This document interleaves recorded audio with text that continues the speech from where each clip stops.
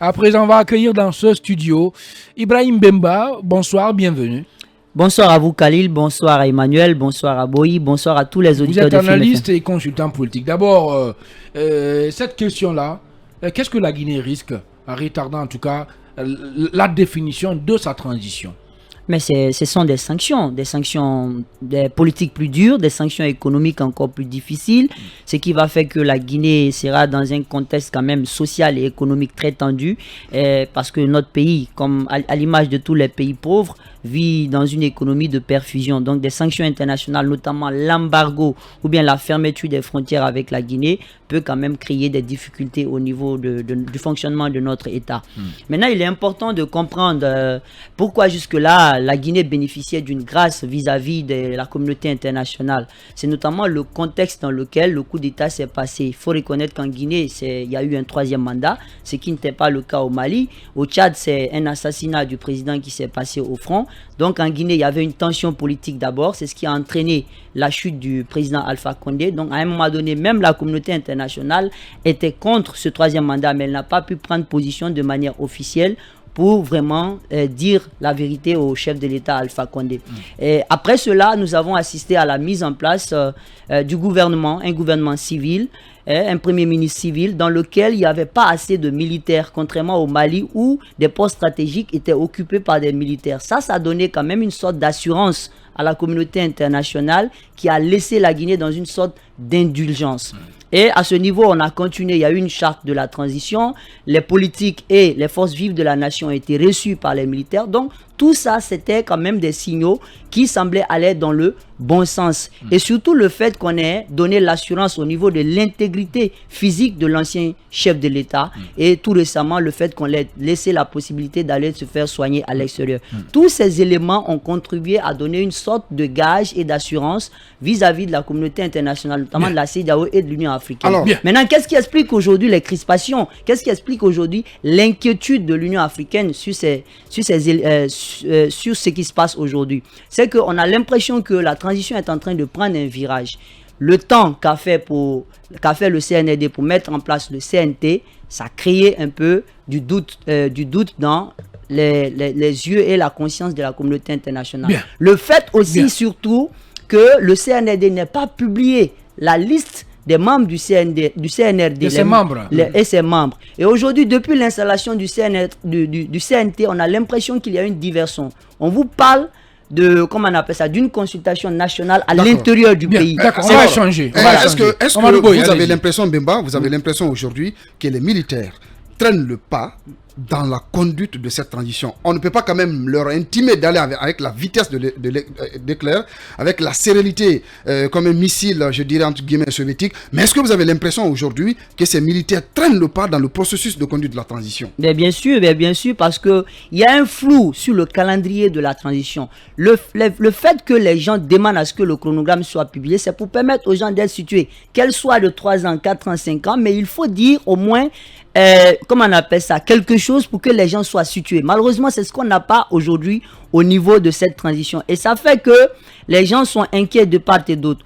Mais tout récemment, vous avez constaté aussi le refus de la Guinée de recevoir cette mission d'évaluation. C'est ce qui encore cristallise aujourd'hui la communauté internationale par rapport à la Guinée. C'est vrai, on a dit que Maurice Sanda Kouyaté était à l'extérieur pour des raisons de ceci, cela, mais diplomatiquement, quand on fouille dans le fond, on sent que c'était un refus de la Guinée d'être évaluée par rapport à l'évolution, à la lisibilité de cette transition qui est en cours en République de Guinée. Et vous avez enfin les dossiers de justice, des dossiers judiciaires qui viennent d'être engagés. C'est comme s'il y avait une sorte de divorce entre une bonne frange de la classe politique guinéenne et le CNRD. Et tout ça... Est-ce que cela ne risque pas de mettre une entorse à cette parce qu'on sait que les dossiers de justice sont lents. Vous avez entendu hier le colonel Amara dire qu'ils iront jusqu'au bout et que ça sera l'un des bilans du CNRD. Un des bilans du CNRD, ça veut dire aller au travail jusqu'à la finalité de ce travail-là. Ça va prendre combien de temps?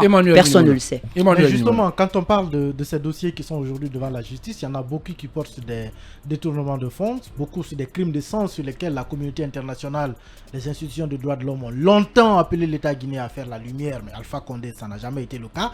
Finalement, est-ce qu'au lieu plutôt que ce soit une sorte de diversion, ce ne serait pas considéré comme peut-être une ouverture vers la justice?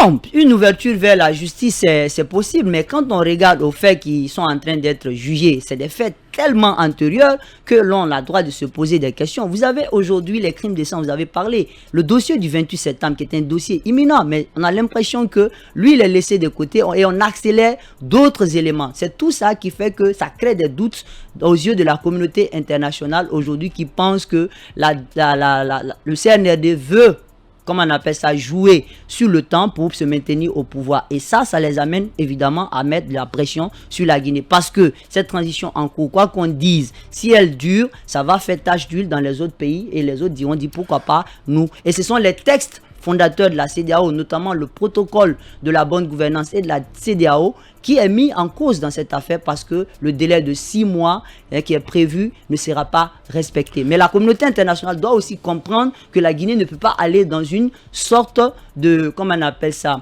de précipitation, d'un calendrier précipité comme ce qu'on a connu en 2010. Effectivement, les déclarations du représentant de la Guinée aux Nations Unies sont tout à fait justifiables parce que la Guinée a besoin aujourd'hui d'une nouvelle constitution. Elle a besoin aussi d'un fichier électoral propre parce que celui que nous avons aujourd'hui n'est pas un fichier quand même crédible et digne de confiance vis-à-vis des différents acteurs politiques et sociaux. Deux questions rapidement. La première question, vous venez d'évoquer la conduite de la transition, que ce soit les institutions internationales, l'Union africaine, la CEDEAO, mais aussi les acteurs politiques et sociaux au niveau national.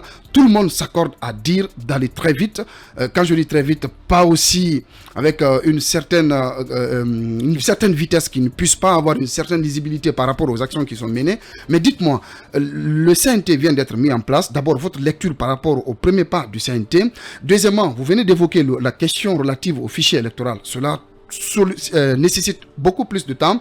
Est-ce qu'on est engagé vers une durée par rapport à cette situation?